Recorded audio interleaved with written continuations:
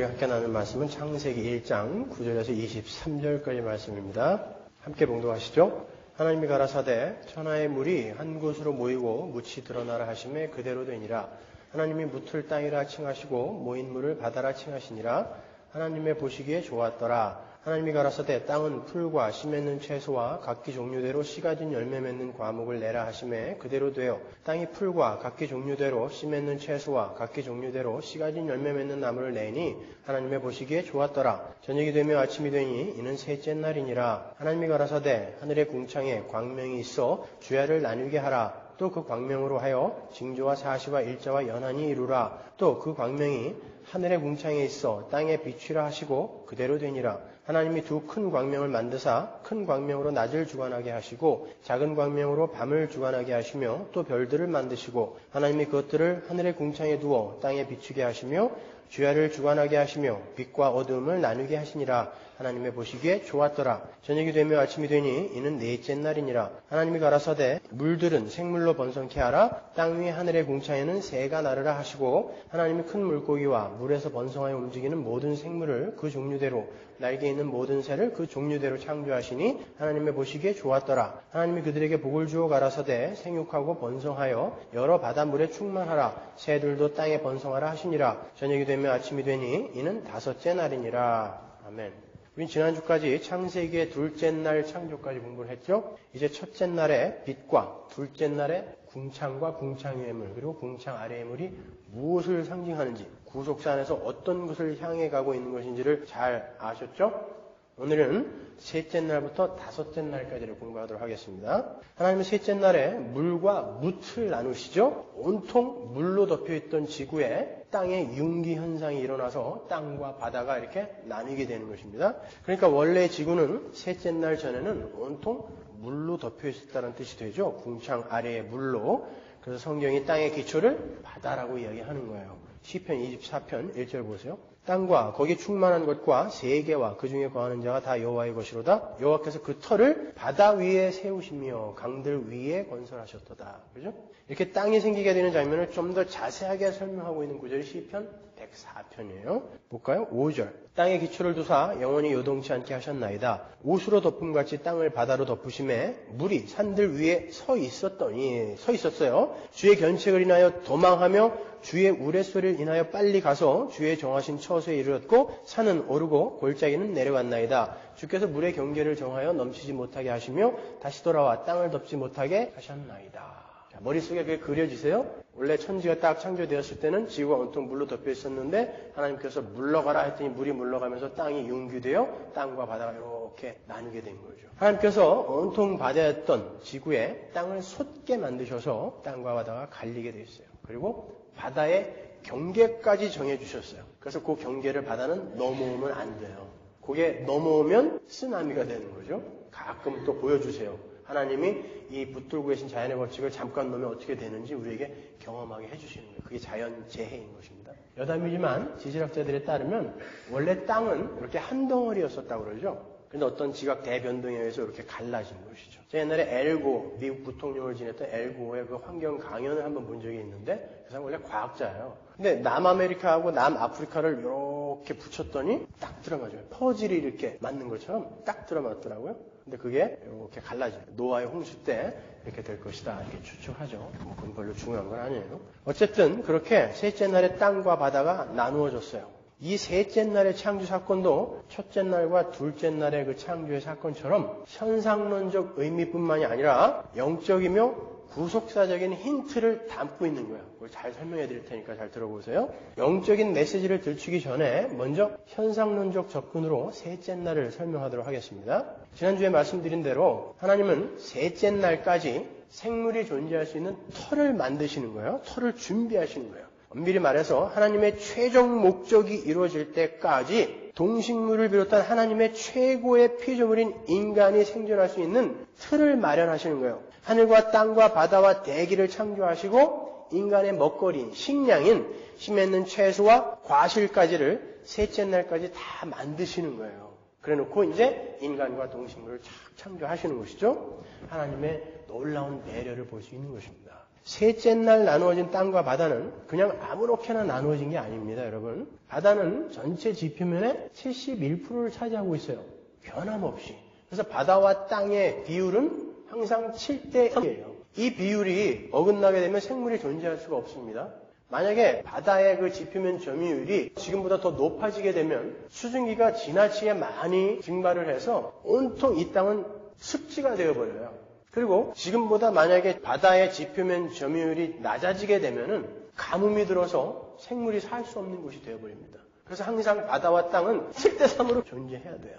근데 하나님이 기가 막히게 그렇게 딱 만드셔가지고 지금까지 유지시키고 계신 거예요. 어떻게 그게 변하지 않고 지금까지 이렇게 유지되고 있을까요? 하나님이 살아계시다라는 증거인 것입니다. 그게. 이렇게 천지만물을 자세히 들어가서 이렇게 바라보면은 그 속에 하나님이 계시다라는 것이 확실하게 증명이 돼요. 근데 우리는 너무나 쉽게 그것을 놓치고 있는 거예요. 근데 지금 그 비율이 점점 깨지고 있죠. 지구의 종말이 오고 있다라는 증거인 것입니다. 지구 온난화 현상, 글로벌 워밍으로 인해서 북극에 있는 얼음들이 녹아가지고 바다가 점점 많아지고 있죠. 학자들은 이제 얼마 있으면 뉴욕 맨하탄까지 물에 다 잠길 거라고 이야기한단 말입니다. 그래서 지금 이렇게 엄청난 홍수, 옛날에는 상상할 수도 없는 엄청난 홍수가 막 일어나는 것이고 어떤 특정한 지역은 가뭄으로 고생을 하고 있는 거예요.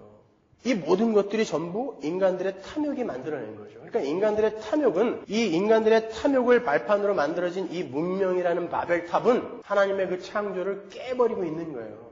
이 글로벌 워밍은 태양빛을 지구에다가 쫙 비추면은 항상 지구는 10%를 받아들이고 90%를 적외선으로 방출하게 돼 있거든요. 근데 탄산가스가 대기권을 이렇게 둘러싸가지고 그 방출하는 적외선을 막아버리는 거예요. 가둬버리는 거예요. 그래서 계속 더워지는 것입니다. 근데 그걸 전부 이 문명의 바벨탑이 만들어 놓은 것입니다. 이제 얼마 안 있으면은 이 지구는 엄청난 재앙에 빠지게 될 거예요. 그건 과학적으로도 이미 예측되고 있는 건데 사람들은 절대 자기 살아생전에는 그런 일이 안 일어날 거라고 굳게 믿고 있어요. 오죽하면 모든 인간이 자기에게는 절대 죽음이 안 올 거라고 무의식 속에 굳게 믿고 있다잖아요. 그러니까 막 사는 거죠. 이렇게 셋째 날에 생명체가 존재하는 데 필요한 틀이 완성이 된 거예요. 하나님은 그 틀이 완성이 되자 보시기에 좋았더라 라고 말씀을 하세요. 잘 보시면 셋째 날에는 보시기에 좋았더라 라는 말이 2번 나와요.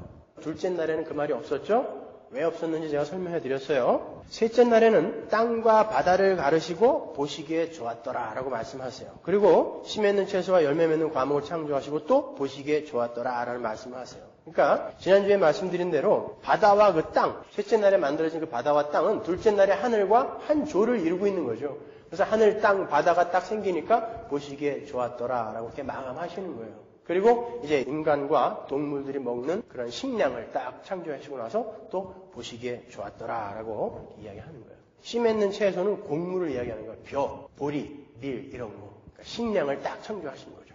셋째 날에. 그럼 왜 고기는 창조 안 하셨는가?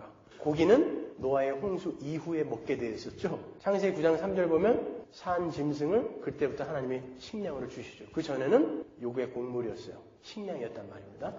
이제 그 셋째 날이 담고 있는 그 구속사 안에서의 영적 메시지를 한번 살펴보도록 하겠습니다. 성경에서 뭇과 바다가 대조되어 나올 때 항상 뭇은 하나님 나라를 상징하고 바다는 죄악된 세상을 상징하죠. 여러 번 제가 설명해드렸습니다. 그거는. 그래서 창세기에 다섯째 날 만들어진 바닷속의 생물 중에 탄닌이라는 것이 들어있는 거예요. 이것도 제가 전에 한번 설명해드렸는데 창세기 1장 21절에 그 큰 물고기 탄닌이라는 단어는 용, 뱀, 바다 괴물이란 뜻이에요. 그래서 성경이 구원과 하나님 나라의 완성을 바다가 물러가고 뭇이 드러나는 것으로 묘사를 하기도 하는 거예요.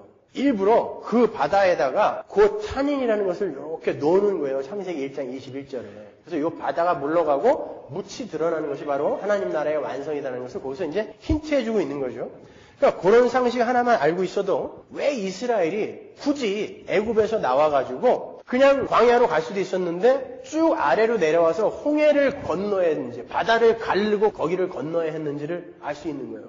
그리고 왜 굳이 거꾸로 가가지고 동쪽에서 서로 요단강을 가르고 건너야 하는지를 우리가 알 수 있는 거죠. 그죠? 왜? 구원이라는 게 바로 바다가 물러가고 마른 땅이 되는 그런 의미가 있는 것이기 때문에 그런 장면들이 연출이 되는 것입니다. 이사야서 51장 9절 보세요. 여호와의 팔이여 깨소서 능력을 베푸소서 옛날 옛 시대에 깨신 것 같이 하소서 라합을 점이시고 용을 찌르시니가 이 용이 탄인이에요. 용을 찌르시니가 어찌 주가 아니시며 바다를 넓고 깊은 물을 말리시고 바다 깊은 곳에 길을 내어 구속 얻은 자들로 건너게 하시니가 어찌 주가 아니시니까 여호와께 구속된 자들이 돌아와서 노래하며 시온으로 들어와서 그 머리 위에 영영한 기쁨을 쓰고 즐거움과 기쁨을 얻으리니 슬픔과 탄식이 달아나리이다.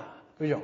이해가 가시죠 이제? 이런 구절들이 시편 104편 2절 보세요. 유다는 여호와의 성소가 되고 이스라엘은 그의 영토가 되었도다. 바다는 이를 보고 도망하며 요단은 물러갔으며 산들은 수양같이 뛰놀며 작은 산들은 어린 양같이 뛰었도다. 바다야 내가 도망하면 어찌미며 요단아 내가 물러가면 어찌민고. 그래서 오늘 창세기의 셋째 날의 그 창조의 장면과 바다가 갈라지고 요단이 갈라지고 마른 땅처럼 이스라엘이 쭉 건너가는 그 장면을 이렇게 비교해서 떠올리면서 이야기를 들으시란 말이에요. 이 구절들의 배경은 여러분이 아시다시피 홍해가 마르고 요단이 갈라진 사건이죠. 그걸 어떻게 표현하고 있는지 직접 출애굽기를 한번 가보죠. 14장 21절 보세요. 모세가 바다 위로 손을 내어 민데 여호와께서 큰 동풍으로 밤새도록 바닷물을 물러가게 하시니 물이 갈라져 바다가 마른 땅이 된지라. 여호수아 3장 17절 보세요. 여호와의 언약궤를 맨 제사장들은 요단 가운데 마른 땅에 굳게 섰고 온 이스라엘 백성은 마른 땅으로 행하여 요단을 건너니라. 잘 보시면 이 두 곳 모두에서 성경이 일부러 마른 땅이라는 단어를 사용하고 있는 것을 볼 수 있어요. 성경이 구원과 하나님 나라의 완성을 상징하는 이스라엘이 홍해를 건너는 사건과 요단을 건너 가나안에 입성하는 사건에 굳이 마른 땅이라는 단어를 동원하는데요. 이 마른 땅이라는 것은 바다가 완전히 물러갔음을 강조하는 단어인 거예요. 여기서 쓰인 마른 땅, 하라바라는 단어는요. 사막, 드라이랜드를 의미하는 것입니다. 아니 한번 생각해 보세요. 바다가 마르고 요단이 갈라졌다고 해서 진짜 거기가 드라이랜드, 먼지가 풀풀 나는 드라이랜드가 됐겠습니까? 개펄처럼 됐겠죠. 근데 성경이 굳이 마른 땅이라는 단어를 동원하는 거예요. 왜 그러냐면 성경은 하나님의 구원은 바다가 물러가고 묻이 드러나는 사건이라는 것을 상징적으로 강조해서 보여주기 위해서 그런 단어를 쓰고 있는 거예요. 여러 번 말씀드립니다마는 애굽 쪽에서 보면 이스라엘이 홍해에 빠져 죽는 거죠. 가나안 쪽에서 보면 마른 땅에서 이스라엘이 살아서 올라오는 거예요. 그죠? 요단강도 마찬가지예요. 가나안 쪽에서 보면 요단강을 가르고 마른 땅에서 이스라엘 백성들이 살아서 올라오는 거죠. 그게 구원인 거예요. 그러니까 창세기의 셋째 날에는 바다가 물러가고 묻이 드러나는 그 새하늘과 새 땅은 반드시 완성될 것이라는 하나님의 의지와 언약이 담겨 있는 거예요. 거기에. 단순히 물과 육지가 이렇게 갈라진 사건일 뿐만이 아니라요. 마른 땅에서 올라오는 인간 하면 생각나는 데가 있으시죠? 성경이 아담의 창조를 어떻게 묘사해요? 아담이 흙으로 지어졌다 그러죠? 아담아 민 아파르라고 묘사를 한다고요. 그 말을 정확히 번역하면 아담이 흙으로부터 올라왔다라는 뜻이에요. 그러니까 마른 땅에서 올라오는 이스라엘과 하나님의 손에 의해 창조가 되는 그 아담, 그 생명이 깊은 연관이 있음을 그렇게 보여주는 거예요. 성경은 이렇게 깊습니다, 여러분. 오묘한 거예요. 쉽게 설명해드리면 교회를 상징하는 이스라엘이 홍해와 요단을 건너서 마른 땅에서 올라오는 그 사건은 하나님으로부터 새로운 생명이 창조되는 새 창조를 의미한다는 것을 힌트하고 있는 거예요. 그래서 거기에 마른 땅, dry land라는 단어가 동원이 된 것입니다. 이렇게 창세기 셋째 날은 바다가 물러가고 마른 땅, 묻이 드러나는 새 창조를 향하고 있는 거예요. 그냥 그 창조의 사건을 우리에게 인포메이션 하고 있는 것이 아니라 어딘가로 이렇게 향하고 있는 것이란 말입니다. 그래서 요한계시록에 보면은 다시 바다가 있지 않겠고라고 그 새하늘과 새 땅을 설명하는 거예요. 그러니까 창세기 셋째 날이 어디를 향하고 있다고요? 다시 바다가 있지 않은 요한계시록의 새하늘과 새 땅으로 향하고 있는 거예요. 그 전체가 바로 성경인 거예요. 하나님이 어떻게 이 바다를 물리치시고 어떻게 이 어두움을 물리치시고 빛과 문만 남아있는 그 새하늘과 새 땅을 창조해 내시는가를 보여주는 그 하나님의 경륜을 보여주는 것이 바로 성경인 것입니다. 아셨죠? 그래서 창조부터 시작이 되는 거예요. 우리가 이 셋째 날까지의 창조, 그 구조적 틀의 창조에서 배울 수 있는 중요한 메시지가 하나 있어요. 그것은 하나님께서 갈라놓으신 것은 절대로 합쳐져서는 안 된다라는 거예요. 하나님은 현상론적인 측면에서 볼 때는 이 천지를 생명이 존재하는 가장 적합한 환경으로 만드셨고 일정한 비율로 잘 나누어 놓으신 것이지만 영적으로 그걸 바라볼 때는 합쳐져서는 안 될 것을 분리시켜 놓으신 거예요. 다른 말로 없어져야 할 것들과 영원히 남을 것을 나누어 놓으심으로 지금은 하나님의 목적을 이루기 위해서 남겨놓은 그것들을 이제 역사 속에서 이렇게 치워가시겠다라는 의지를 그 속에서 우리가 읽을 수 있는 거예요. 빛이 창조되면 어둠이 당연히 없어야 되는데 첫째 날에 보면 어두움이 있잖아요. 하나님이 어두움을 놔두셨다고요. 어떤 목적 때문에. 아시겠습니까? 하나님은 그 어두움을 어떻게 몰아가시는지, 어떻게 궁창 아래의 물을 없애버리고 궁창 위에 유리바다만 남기시는지, 어떻게 바다를 전부 몰아내고 문만 남기시는지 그걸 성경을 통해서 우리에게 보여주시겠다는 것입니다. 그러니까 창세기 셋째 날까지 해서 우리가 읽을 수 있는 것은 그렇게 하나님이 나눠 놓으신 것은 절대 합쳐져서는 안 된다는 거예요. 그 하나님이 나눠 놓으신 것이 합쳐진 적이 있었어요. 빛과 어둠이 합쳐진 적이 있었죠. 출애굽기의 10가지 재앙 중에 9번째, 관계의 이파수, 도구황 깜깜하다.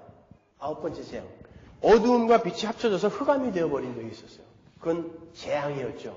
둘째 날에 궁창 위의 물과 궁창 아래의 물이 합쳐진 적이 있었어요. 그리고 셋째 날에 물과 묻이 합쳐진 적이 있었어요. 언제입니까? 노아의 홍수. 기식하는 것들이 다 죽어버리는 것이죠. 그러니까 하나님이 분리시켜 놓은 것은 언젠가 이걸 다 없애버리시겠다는 뜻인데 이게 다시 합쳐지면 안 된단 말입니다. 그러한 창조가, 새 창조가 우리에게서 일어났단 말이에요. 그래서 여러분을 세상과 거룩하게 구별시켜 놓은 것입니다. 거룩이 뭐라 그랬어요? separate, 구별시켜 놓은 거란 말이에요. 그래서 성도라고 하는 거예요, 우리를. 그래서 여러분은 세상과 섞이면 안 되는 거예요. 세상이 살아가는 세상의 삶의 원리가 있고 하나님의 백성들이, 거룩하게 구별된 하나님의 백성들이 살아가는 삶의 원리가 달라요. 성도들은 십자가의 삶의 원리로 사는 것이고 세상은 힘의 원리로 살아가요. 근데 이게 합쳐지면 안 된단 말입니다.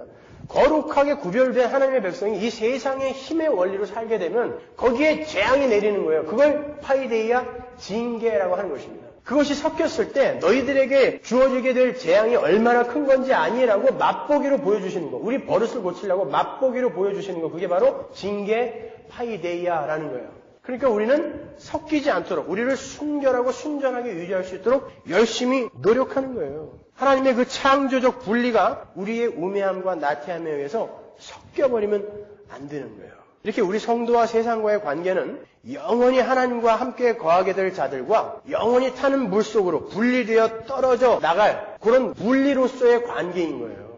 절대 합쳐지면 안 되는 거예요. 하나님은 언젠가 그 한쪽을 완전히 밀어내시고 이 거룩하게 구별된 자들만 남기시겠다는 것입니다. 그래서 이 세상 속에서 구별시켜 놓은 거예요. 어두움과 빛이 공존하게 만들어 놓으신 거예요. 창세기 첫째 날처럼. 아셨죠? 그러니까 창세기 첫째 날, 둘째 날, 셋째 날에서 우리는 뭘 읽어야 된다고요? 아, 하나님은 반드시 그렇게 만드실 거구나. 그러니까 우리는 이 세상과 섞이면 절대 안 되는구나. 힘들더라도 하나님의 자녀다운 삶을 살자로 가는 거예요. 아울러 우리 내면에도 똑같은 일이 지금 벌어지고 있는 거예요. 우리는 이미 새 사람으로 창조가 됐어요. 근데 우리 안에도 아직 여전히 죄의 오염과 부패가 남아있어요. 왜 남겨두셨을까요, 여러분? 그걸? 왜 남겨두셨을까요? 싹 치우시지 않으시고? 왜 이렇게 지저분한 우리 자신을 보게 만드시죠? 하나님은 바로 너희들은 이런 자였는데 이 어둠을 싹 몰아가시고 너희들을 완전히 새 걸로 만들어내시고 말 거야. 그러니까 그 하나님께 항복해, 순종해라, 순응해라 라고 우리에게 말씀해 주시는 것입니다. 이렇게 창세기의 창조 기사는 우리 성도들을 향한 하나님의 언약을 담고 있는 거예요. 그 언약을 우리는 신앙생활을 통해서 직접 경험하는 거예요. 이 역사 속에서, 시간 속에서. 그래서 우리는 안심할 수 있는 것입니다. 우리의 꼴은 여전히 이 모양이지만 하나님은 반드시 완성해 내시겠구나. 아울러 하나님은 우리의 순종을 방법으로 사용하셔서 우리를 변화시켜 가시기 때문에 그 어두움과 바다로 대표되는 그 옛사람과 세상을 자꾸 몰아내는 연습을 우리는 하는 거예요. 요한일서 2장 15절 보세요. 이 세상이나 세상에 있는 것들을 사랑치 말라. 누구든지 세상을 사랑하면 아버지의 사랑이 그 속에 있지 아니하니. 그죠? 요한복음 15장 19절. 너희가 세상에 속하였으면 세상이 자기의 것을 사랑할 터이나 너희는 세상에 속한 자가 아니요 도리어 세상에서 나의 택함을 입은 자인 거로 세상이 너희를 미워하느니라. 네, 이런 분리가 있어야 돼요. 세상이 여전히 여러분을 너무너무 사랑해주면 어떻게 되는 거예요? 좀 섞여 있다는 증거죠. 자, 여러분, 이런 권고가 여러분에게 떨어질 때 여러분 많이 부담이 되십니까? 그래서 제가 욕을 많이 먹어요. 저는 하나님의 말씀을 지금 대언하고 있는 거예요. 여러분을 향한 하나님의 뜻과 계획을 지금 대언하고 있는 거거든요. 근데 이게 부담스러우시면 안 되죠. 존 켈빈의 기독교 강요를 보면 하나님은 우리 성도를 변화시켜 가시는데 성령과 말씀을 동시에 들어서 사용하신다고 했어요. 그게 무슨 뜻이냐면 하나님이 우리 안에 성령으로 들어오셔서 우리를 조명하시죠. 우리의 눈과 귀를 열어서 알아듣게 하세요. 하늘의 비밀을 알아듣게 하시고 보게 하신다고요. 그리고 밖에서는 말씀으로 계속 쏟아 부으시는 거죠. 그래서 그 말씀, 권고, 책망을 들으면서 이리로 가야 되는구나 라고 우리가 그 의지의 발동을 하게 만드셔서 우리를 끌고 가신다는 거예요. 그래서 하나님이 다 하시는 것이지만 우리는 그 책망과 권고를 들으시고 또 성령의 조명을 따라 열심히 또 우리도 가는 거예요. 그래서 성화는 100% 하나님이 하시지만 100% 우리가 한다라는 말이 거기서 나온 것입니다, 여러분. 그러니까 여러분이 부담스러우시면 안 돼요. 저로부터 계속해서 그러한 하나님의 말씀을 책망으로 받아들이셔야 돼요. 그리고 권고로 받아들이셔야 되는 것입니다. 그래야 우리 삶이 변화가 있는 거예요. 이런 얘기 들으시면서 지는 그렇게 사나? 이렇게 생각하시면 안 돼요. 또 못 살죠, 물론 저도요. 이 설교의 1차 수신자는 항상 저라니까요. 저는 저에게 먼저 설교를 합니다, 여러분. 너 이렇게 살아야 돼. 하나님이 이렇게 말씀하셨잖아. 라고 저에게 설교를 하고 여러분에게 그 말씀을 대언해 드리는 것 뿐이에요. 그러니까 여러분이 이런 말씀을 들으면서 목사가 그거 사나 안 사나 확인해갖고 저 사람이 살면 나도 살고 못 살면 나도 살지 말아야지. 이렇게 생각하시면 안 되는 거예요. 제가 지옥 가면 여러분 지옥 따라오실 겁니까? 아니잖아요. 저는 가정교사라니까요. 여러분이 하나님의 자녀예요. 사는 건 여러분이 사셔야 되는 것입니다, 여러분. 저도 열심히 노력하는 거고요. 사람들은 간혹 목사를 통해서 하나님을 보려고 그래요. 그래서 목사는 될 수 있으면 하나님과 성도 사이에서 비켜서줘야 됩니다. 너무 목사가 존경받아도 안 돼요. 여러분은 목사를 통해서 전해지는 선포되어지는 말씀 속에서 하나님을 봐야지 목사를 통해서 하나님을 보려고 하면 실망만 있는 거예요. 그래서 저도 여러분들에게 그런 실망을 좀 안겨드리려고 해요. 가끔. 저희 유일한 단점이라면 너무 완벽하다는 게 단점인데 이제 곧 저의 본 모습을 보시게 될 거예요. 저를 보지 마시고 여러분 하나님을 보시라니까요. 이렇게 창세기의 첫 창조는 어두움이 모두 물러간 빛의 세상, 그리고 궁창 아래의 물이 모두 말라버리고 궁창 위에 유리바다만 남는 세상, 그리고 바다가 전부 물러가고 묻이 드러난 세상, 즉 새 창조에 의한 새 하늘과 새 땅을 향한 출발인 거예요. 자, 어떻게 이어지는지 이제 확실히 아셨죠? 성경이 어떻게 이어지는지 창세기에서 계시록까지. 이제 넷째 날로 넘어갑니다. 하나님은 넷째 날부터 여섯째 날까지, 셋째 날까지 당신이 만들어 놓으신 틀에다가 내용물을 충만하게 채우세요. 낮에다가는 태양을 다시죠. 그리고 밤에다가는 달과 별을 다시고, 그리고 궁창에는 궁창을 나는 새들로 채우시고, 그리고 궁창 아래의 물에는 물고기로 채우시죠. 그리고 무태는 육축으로 채우시고, 그 모든 것들을 다스리는 피조물 중에 왕, 인간이 여섯째 날 만들어지는 거예요. 이렇게 넷째 날, 다섯째 날, 여섯째 날은 첫째 날, 둘째 날, 셋째 날을 이렇게 채우는 거예요. 그런 구조로 되어 있는 것입니다. 창조 구조는. 넷째 날에 만들어진 태양과 달과 별에 의해서 비로소 사계절과 낮과 밤이 생겼어요. 우리가 지금 보고 있고 겪고 있는 해와 달과 낮과 밤이 바로 이때 창조가 된 거예요. 그걸 알 수 있다라는 거, 그리고 그게 믿겨진다라는 게 얼마나 신기합니까, 여러분? 우리는 창조를 지금 보고 있어요. 믿음으로 보고 있어요. 근데 그게 믿겨져. 전 너무 신기한 거 있죠. 지금 내 눈에 보이는 저 태양이 그때, 바로 이때 하나님이 저걸 만드신 거구나. 이렇게 보니까 얼마나 신기한지 모르겠어요. 안 신기하세요, 하나도? 전 창세기를 공부하면서 이 땅을 파면 나오는 그런 스물스물한 벌레들까지도 신기해요. 여러분, 그런 것들이 없이는 먹이사슬이 왕창 무너져갖고 생물이 존재할 수 없어요. 하나님은 그런 걸 전부 감안해서 그런 미생물까지도 다 만들어 놓으신 거예요. 창조 때에. 얼마나 신기해요. 아무것도 없었던 곳에. 얼마나 신기합니까, 여러분? 우리의 몸도 얼마나 신기해요. 1000조 개가 넘는 그러한 몰러큘, 분자로 70조 개의 세포가 만들어지거든요. 그 70조 개의 세포가 전부 먹고 마시고 소화하고 싸고 하는 거 아세요? 우리 몸에 있는 그 세포가. 그러면서 생명이 유지되는 것입니다, 여러분. 가장 몸에 있어서 가장 중요한 부분, 손상받아서 안 될 부분들은 전부 뼈로 꽁꽁 싸놨어요. 척수, 뇌 이런 거. 얼마나 신기해요. 밖에서 들어오는 산소와 음식물을 에너지로 만들어내는 그 메커니즘은 정말 혀를 내두를 정도예요. 그게 우연히 일어날 수 있다는 거예요. 그런 기적들을 보세요. 여러분 주변에 널려있는 그 기적들. 그걸 기적으로 안 보니까 엉뚱한 기적들 쫓아다니는 거예요. 은이빨, 금이빨 만드는 거, 이런 거. 암 고치는 거. 암덩어리 하나 떨어져 나오는 게 뭐가 그렇게 신기합니까? 사람이 무덤 열고 나오는 거, 그거 뭐가 그렇게 신기해요, 여러분? 이 기적이 천지로 깔려있는데, 이러한 기적들이. 그러니까 창세기만 제대로 공부해도 엉뚱한 거 안 쫓아다닐 수 있어요. 이 기적 속에서 늘 감사하며 살 수 있다니까요. 어떻게 바다와 땅이 7대3으로 계속 그대로 있어? 어떻게 공기의 산소와 질소의 비율이 20대 80으로 어떻게 그렇게 유지되고 있어? 어떻게 12파운드가 넘는 이 머리가 목뼈 3개에 딱 붙어 있어? 무겁지도 않아. 볼링공 들어보셨죠, 여러분? 12파운드. 얼마나 무거워요? 그 여기 달려있는 거 지금 이게. 그래서 사고 나면은 사람이 창문을 뚫고 나가는 거예요. 이 볼링공이니까, 이게. 얼마나 신기한지 몰라. 그죠? 갑자기 무거워져. 저는 좀 더 무거워요. 다른 사람보다 좀 커서. 자, 이렇게 우리는 창세기의 그 창조 기사, 그 속에서 정말 하나님의 솜씨와 배려와 능력을 읽을 수 있는 거예요. 시편 19편 1절 보세요. 하늘이 하나님의 영광을 선포하고 궁창이 그 손으로 하신 일을 나타내는도다. 날은 날에게 말하고 밤은 밤에게 지식을 전하니 언어가 없고 들리는 소리도 없으나 그 소리가 온 땅에 통하고 그 말씀이 세계 끝까지 이르도다. 하나님의 해를 위하여 하늘의 장막을 베푸셨도다.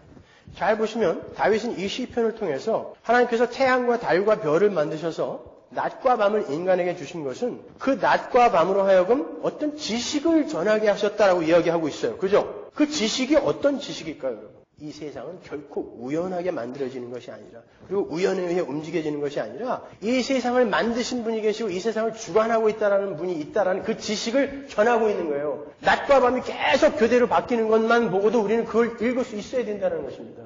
근데 너무 바빠졌어요. 너무 좋은 게 많아졌어. 너무 달콤한 게 많아져갖고 사단이 그걸 싹 가리고 있는 거예요. 하나님의 솜씨, 영광, 능력, 은혜를 싹 가려버리고 있는 것입니다. 그래서 제가 여러분에게 너무 바쁘지 말라는 거예요. 그리고 여러분이 너무 좋은 거는 끊어내버리라는 것입니다. 여러분은 이 천지 만물 속에서 하나님을 보셔야 돼요. 그 하나님의 솜씨와 능력을 보셔야 돼요. 그리고 감사가 터져나와야 되는 거예요. 왜? 하나님이 지식을 우리에게 주고 계시다니까요, 지금. 그걸 본 사람이 있어요. 다윗이죠. 시편 8편 보세요. 3절. 주의 손가락으로 만드신 주의 하늘과 주의 베풀어 두신 달과 별들을 내가 보오니 사람이 무엇이간데 주께서 저를 생각하시며 인자가 무엇이간데 주께서 저를 권고하시나이까. 다윗은 우리와 똑같이 해와 달과 별을 봤는데 그 사람은 어떻게 주님 우리를 이렇게 사랑하세요? 우리를 이렇게 생각해 주십니까? 그걸 알았다는 거예요. 읽었다는 거예요. 그 속에 있는 하나님의 배려와 경륜과 은혜와 능력을 읽어냈다는 거예요. 다윗은. 우리도 그 자리로 가야 되는 거예요. 그래서 신자는 신앙생활에 늘 진지해져야 되는 거예요. 엉뚱한 생각하지 마시고 하나님 생각하시라니까요. 어떤 사건과 상황 속에서도 우리는 하나님을 볼 수 있어야 되는 거예요. 어떤 형태와 현상 속에서도 우리는 하나님을 발견해낼 수 있어야 되는 것입니다, 여러분. 이때 창조된 그 태양과 달과 별은 지금까지 하나님이 명령하신 그대로 거기 달려있고 지금까지 그대로 하나님이 명령하신 그 일을 하고 있어요. 빛을 비추고 있다고요. 오늘날도 빛으로 창조된 자들이 있어요. 이때처럼. 우리라고요, 그게. 여러분들이란 말입니다. 근데 이 빛들은 왜 이렇게 희미한 거예요, 도대체? 왜 일들을 안 하고 있는 거예요, 이 빛들은? 우리는 해와 달과 별을 보면서 우리의 이 처절한, 불가능한 실존을 또 바라볼 수 있어야 되는 것입니다. 하나님이 분명히 있어라 했더니 있었고, 일을 해 했더니 일을 했다고요, 모든 만물이. 근데 유독 우리만 안 하고 있는 거예요. 그래서 하나님은 아들을 죽이실 수밖에 없었던 것입니다. 이 천지 만물 속에서 우리는 부끄러운 우리를 발견해야 되고, 그리고 이 천지 만물을 보면서 우리는 어떻게 살아야 하는지도 발견할 수 있어야 되는 거예요. 볼 수 있어야 되는 것입니다. 나태한 여러분의 실존을 천지 만물의 성실함 속에서 보셔야 되는 거예요. 아울러 우리는 이 넷째 날 하늘의 광명들의 그 창조를 통해서 하나님께서 이 역사 속에서 일하시는 방법을 엿볼 수 있어요. 아주 중요한 거예요. 하나님께서는 이미 첫째 날 하나님의 영광의 빛을 발광체로 하는 보이지 않는 숨어있는 그러나 세상을 주관하고 능력으로 역사하는 빛을 창조하셨어요. 천지 만물은 그 빛에 의해 주관되고 운행되며 움직여진다는 것을 우리가 이미 공부했죠. 그죠? 태양이 창조되기 전에 이미 식물들이 막 자랐잖아요. 우리는 식물은 태양의 빛을 받아 광합성을 해야 존재하는 걸로 알고 있었는데 이미 보이지 않는 빛이 딱 창조되니까 걔네들이 막 자라고 있었잖아요. 낮과 밤도 태양이 없는데 이미 있었단 말입니다. 그렇죠? 그 보이지 않는 그 빛에 의해 자연의 법칙과 이 우주 만물이 생성되고 존속되고 유지된다는 것을 우리는 알았어요. 그러면 굳이 태양이 있을 필요가 있나요? 그 보이지 않는 빛이 다 하고 있는 건데 굳이 왜 태양이 있어야 됩니까, 여러분? 거기에 하나님의 배려와 은혜가 숨어 있는 거예요. 우리의 이 이성의 한계가 거기까지거든요. 우리는 하나님을 알아볼 수도 없고 하나님의 하시는 일을 인식할 수도 없어요.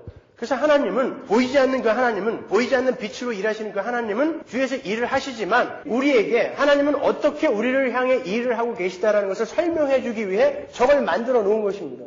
그래서 우리는 태양을 보면서 태양의 일을 보면서 하나님이 우리를 향해 그렇게 일을 하시는구나를 보는 거예요. 하나님은 여러분 그렇게 일을 하십니다. 히브리서 11장 3절 보세요. 믿음으로 모든 세계가 하나님의 말씀으로 지어진 줄을 우리가 아나니 보이는 것은 나타난 것으로 말미암아 된 것이 아니니라. 여기서 보이는 것은 나타난 것으로 말미암아 된 것이 아니라는 말은 우리 눈에 나타나는 현상과 형상은 보이지 않는 하나님의 뜻과 계획에 의해서 주어진 것이라는 거예요. 그러니까 여러분이 겪고 있는 어떤 현상이나 사건들도 하나님의 계획과 뜻이 숨어 있는 것입니다. 그 사건만 바라보지 마시라는 거예요. 그러니까 우리는 나타나는 형상인 태양을 보면서 보이지 않는 하나님의 뜻과 계획을 그 속에서 읽어내야 되는 거예요. 의술이라는 것을 제가 예로 들어서 한번 설명해 드릴게요. 의술이라는 것은 보이지 않는 하나님께서 보이는 모형으로 하나님은 너희를 위해 이런 계획이 있으시고 너희를 위해 지금도 이렇게 일하고 계신다라는 확증으로 우리에게 주신 거예요. 치유하시는 하나님, 마치 보이지 않는 빛의 사역을 가시적으로 보여주는 태양과 같은 역할을 하는 게 바로 의술, 의학, 의사인 거예요. 그러니까 여러분이 어떤 질병에 걸리셨을 때 병원에 가서 치료를 받는 것은 믿음이 없는 행위가 아니라 하나님의 치유를 경험하는 거예요. 아시겠어요? 태양이 하나님의 일하심을 가시적으로 보여주는 것처럼 하나님은 이 땅에 그러한 것들을 우리에게 선물해 주셔갖고 하나님이 어떻게 일하시는 것을 보여준단 말입니다. 하나님은 그렇게 일을 하신단 말이에요. 근데 많은 사람들이 신자가 병에 걸렸을 때 기도원에 가서 병이 나오면 하나님이 고쳐주셨다고 하면서 그 사람의 믿음을 아주 높이 사주고 병원에 가서 병이 나오면 마치 믿음이 없어서 의술에나 의존한 그런 사람으로 믿음이 없는 사람으로 치부를 해버린단 말이에요. 그건 큰 오해인 거예요. 여러분, 의술이라는 것이 정말 하나님과 아무 관계없이 인간에 의해서 창조된 것입니까? 의술이? 아닌 거예요. 하나님이 주시는 거예요. 여러분이 2절을 공부할 때 하나님의 신이 수면에 운행한다라는 걸 배웠죠. 그게 무슨 뜻이라고 했어요? 성령이 닭이 암탉을 품듯 이렇게 세상을 품어 안으시고 하나님의 목적이 완성될 때까지 창조의 활동을 계속 하신다는 의미예요. 그래서 오늘날도 그 성령의 품 안에서 창조들이 일어나는 거예요. 어린 아이들이 막 태어나는 것이고 예술 작품들이 창조되는 것입니다. 그런 것들이 다 창조인 거예요, 여러분.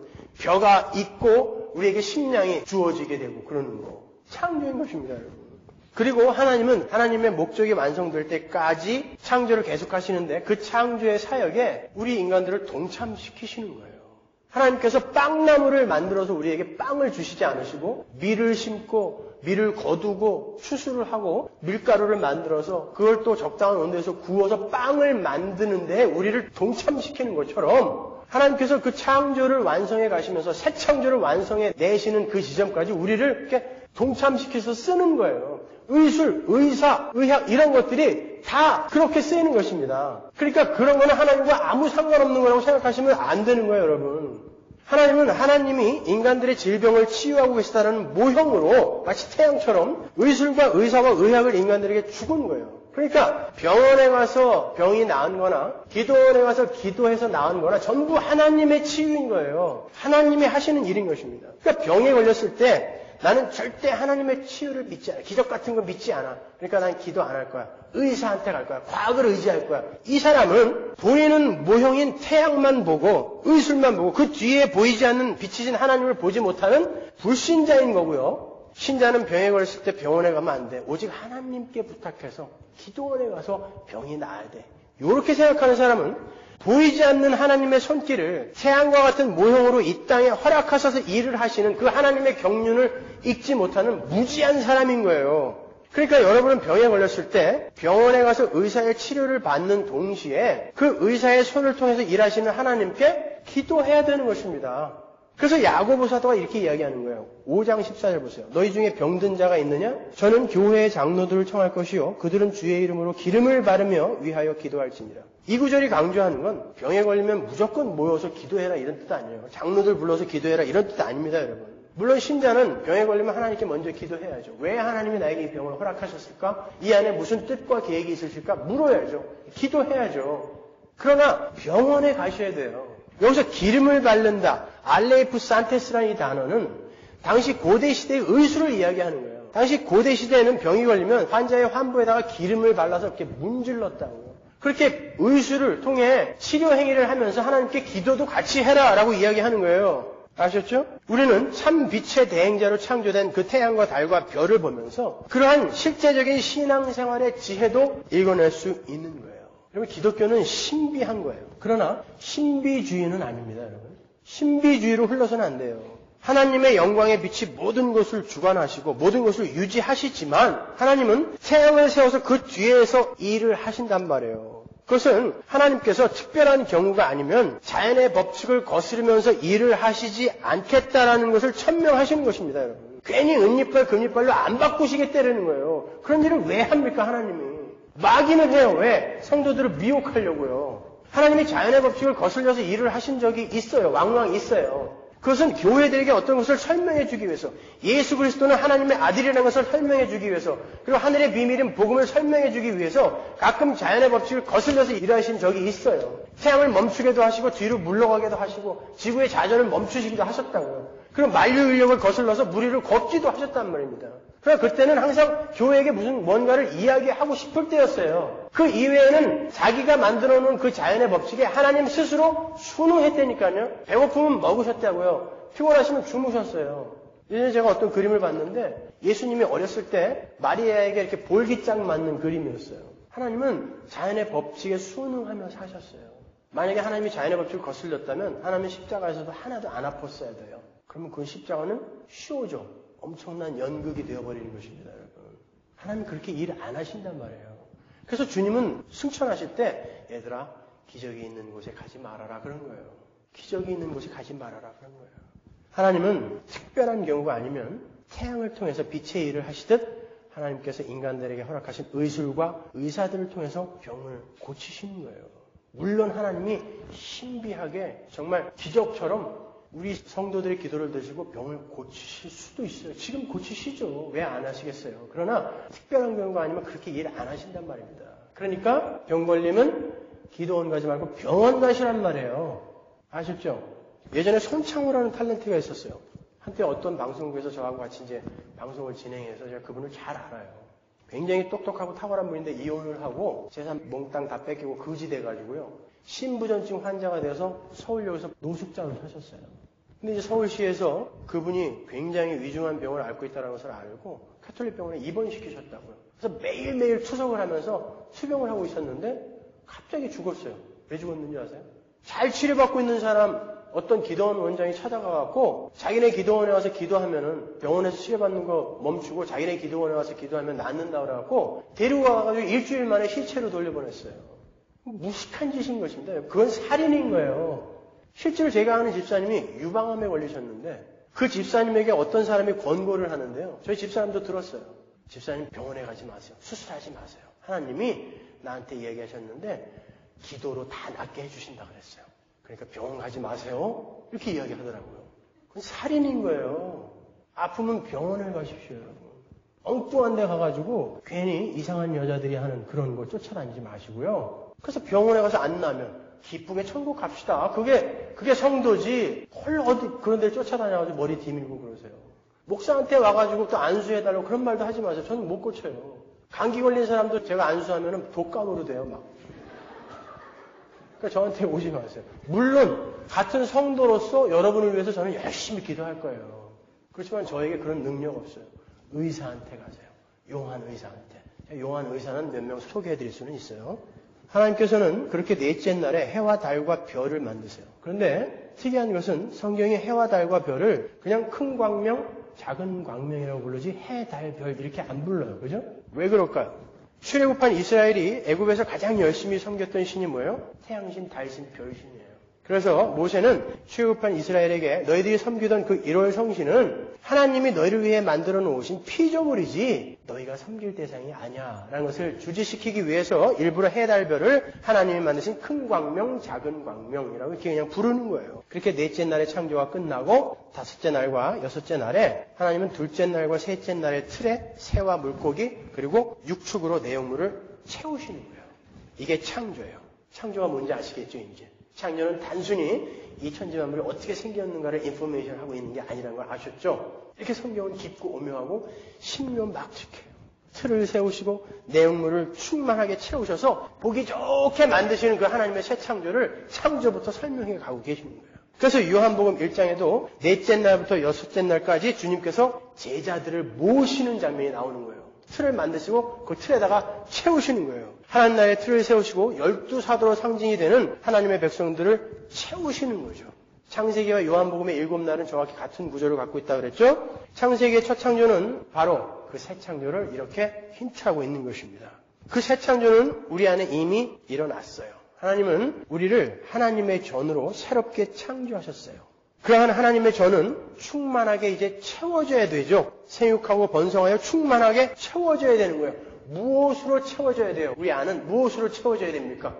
음식물로 채워져야 돼요? 똥으로 채워져야 됩니까? 성령으로 채워져야죠. 여러분이 좋아하는 성령 충만. 성령 충만이 뭐예요? 망언하고 경고치고 예언하고 하는 게 성령 충만입니까? 성령 충만. 이 더러운 우리 육신 안에 성령이 충만하다는 것은 이 옛 몸뚱아리 안에서 하나님의 성품과 하나님의 인격이 막 흘러나오게 되는 거예요. 그게 성령 충만입니다. 성령 하나님이 내 안에 충만하게 거하셔서 그 하나님의 하나님 되심이 내 안에서도 성품과 인격으로 막 쏟아져 나오게 되는 거. 그걸 우리가 성령 충만이라는 거예요. 틀을 만드시고 하나님은 그렇게 채워가실 거예요. 나중에 그게 완전히 채워지면 우리는 천국에 들어가는 것입니다. 그런데 그게 지금 조금씩 채워지는 것을 경험하니까 우리가 지금 천국을 살고 있다라고도 이야기하는 거예요. 절대 이게 안 채워지고 있으면 어떻게 되는 것입니까? 그 사람은 아닌 거죠. 복음서에 보면 어떤 사람에게서 귀신이 나갔는데 깨끗이 치워놨어요. 그랬더니 7 귀신이 다시 들어오죠. 그러니까 치워놓기만 하면 안 되는 거예요. 뭘로 채워놔야 되는 거예요? 뭘로? 성령으로 채워야 되는 것입니다, 여러분.